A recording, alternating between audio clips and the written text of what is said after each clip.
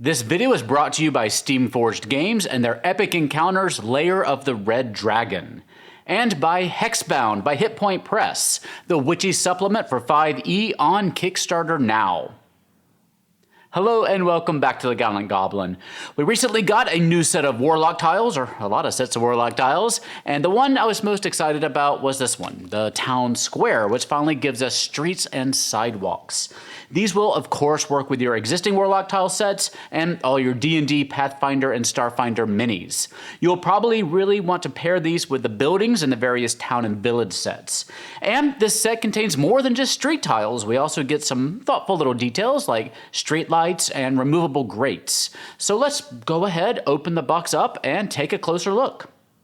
Here's what comes inside the box. Once we put it all out on the table here, you can see that we get 18 flagstone sidewalk tiles, 3 flagstone circle accents, 16 cobblestone street tiles, 3 iron grate accesses that open and close, 3 metal sewer accesses and 3 removable lids, 100 WarLock EZ clips, 3 cobblestone right turn tiles and 3 left turn tiles, 3 flagstone left turn tiles and 3 right turn tiles, 8 street inside corner tiles, 4 street outside corner tiles, 3 cobblestone square accents, 16 half street tiles, 3 metal storm drain accesses and 3 removable lids, and 3 lampposts and 3 lanterns to hang on the lampposts, and a partridge in a pear tree.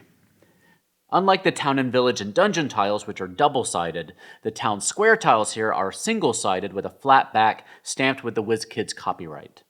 So let's get right to it. As with all the WarLock tiles, you can slot the little floors and walls together using the little clips here to keep everything together. That way you can build up your scenes in one room and then bring them to the game table when you're ready, or easily just kind of slide them around the table to suit your game. You can see our review of the first WarLock tile set, Dungeon Tiles 1, to get all those kind of nitty-gritty details. This set just differs a little bit by having the EZ clips, which are made of a softer plastic, which makes putting them together and taking them apart your builds much easier. And the clips are still pretty sturdy. I haven't had any breakages yet. Also, this set doesn't include any walls, obviously, so let's see what kind of builds we can make with just the town square pieces here. Now, I'm just sliding some tiles together here to show you what sort of different street and sidewalk arrangements you can make with the pieces included. As you can see, it's a pretty versatile little collection. With some experimentation and creativity, I think you can come up with some interesting arrangements from 90-degree curves to wavy roads to narrowing and widening roads and sidewalks. The set also comes with thin decorative tiles like this. They're single-sided and can be placed directly on top of your regular sidewalk or street tiles to give your town square a little extra pizzazz. Next, we have 3 different kinds of grates. The sewer grate has a removable lid for when someone rolls a successful strength check to make a quick getaway down into the sewers. The iron grate accesses actually have a hinged lid that's tight enough to stay open, perhaps a clue as to where that pesky pickpocket disappeared to. And the little storm drains also have a removable lid in case you see any playful clowns down there that you might want to say hello to. The street lights have a little hook to attach the included lanterns. Of course, lots of PCs carry lanterns around or torches to light their way through the dark catacombs, so you may be able to get a lot of use out of those little lanterns. Otherwise, the street lights can be placed pretty much anywhere. Now let's take our tiles and just see what kind of arrangements we can make. Each build you see here makes use out of most, but not all of the included tiles. And I didn't put a ton of planning into each build, so you could probably make more logical arrangements than I did. The first setup here is 14 by 18 inches. This may be a nice place for a little town market to set up shop, or a nice place for a purple worm to burrow up and eat everyone. The next build is 22 by 12 inches and features another nice location for a farmer's market or a street performance or a Hydra attack. As you can see, you get enough tiles to make a pretty large map, really. Here we have an intersection, perhaps in a more urban environment. This setup looks ready for some buildings, which we'll add momentarily. This map is 24 by 12 inches and gives you lots of room, even if you're fighting off multiple dragons. Now let's set up a few buildings to see how these tiles play with other sets you may have. First, let's try some Dwarven Forge City Builder terrain. I've got a building plus some street and sidewalk tiles. The building fits in perfectly. I don't think anyone is going to really notice that you're mixing and matching different types of terrain necessarily. The streets and the sidewalks really, though, don't quite mesh. One thing to keep in mind, though, is that you can buy the Dwarven Forge sets unpainted, as I did here. So if you wanted, for some reason, you could paint the Dwarven Forge to match the WarLock Tiles paint scheme, but I painted mine to match the pre-painted official Dwarven Tile streets, but the option is always there. Now here we can see the building included in the Town and Village 1 set, which is part of the WarLock Tiles line, and obviously these all fit together just fine. Note that you won't really be able to connect the exterior walls of the buildings to the sidewalk tiles using the clips, as there aren't any clip slots on those outside walls, but you'll probably want to keep them modular anyway. And one last thing to note is that the sidewalks are slightly elevated from the streets, which is a nice little attention to detail. The Town Square set will be available in March 2021. This ranks up there among the most expensive sets I have, with an MSRP of $129.99, which is the same as the Dungeon Tiles 2 and the Town and Village 2, which are the full height wall sets that we're planning to review here soon. You can pick them up wherever you get your minis, sometimes for a little bit under MSRP.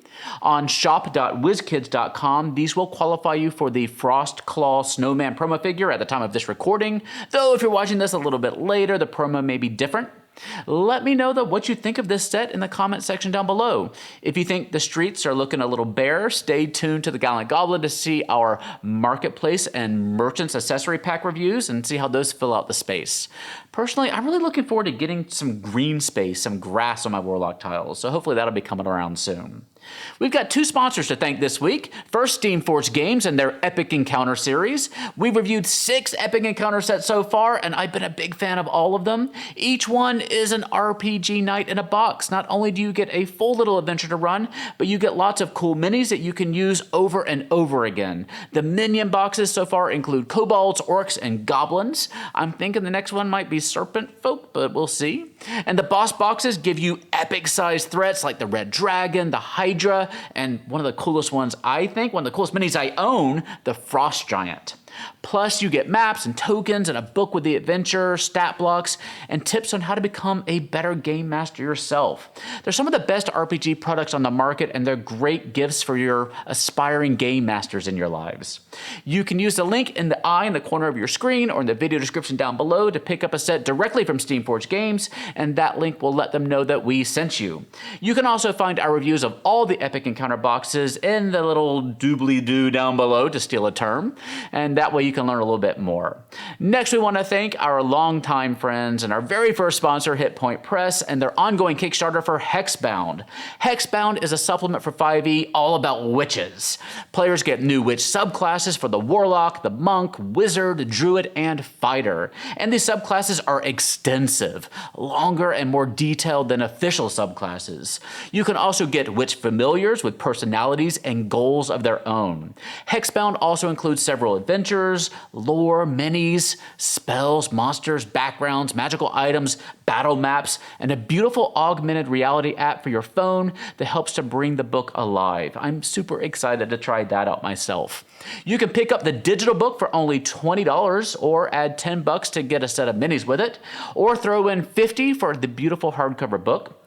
Myself, I went all in for the collector's edition because I really do love everything Hit Point Press has put together. Again, using our link in the eye in the corner of the screen or the video description down below lets them know that we sent you. That's Hexbound on Kickstarter now. And thank you for watching today. I'm just about to record the reviews of the Marketplace and Merchants Accessory boxes. Then I'm diving into a new Kickstarter preview that I think you'll kind of like. I'm not going to tell you what it is yet, but you'll find out. And come chat with us on our Discord, where today we're discussing the new Van Richten's Guide to Ravenloft. I was betting the book was going to be called Strahd's Coffin of Fun, which I still think is a better choice. But you can discuss it all with us on our Discord. The invitation is down in the video description below.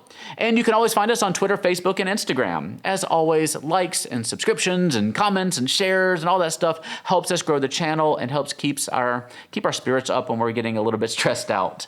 We're also ironing out the details of our upcoming Patreon, so feel free to let us know what you'd like to see in that as well. But for now, stay safe, have fun, love each other, and I'll see you next time at the Gallant Goblin.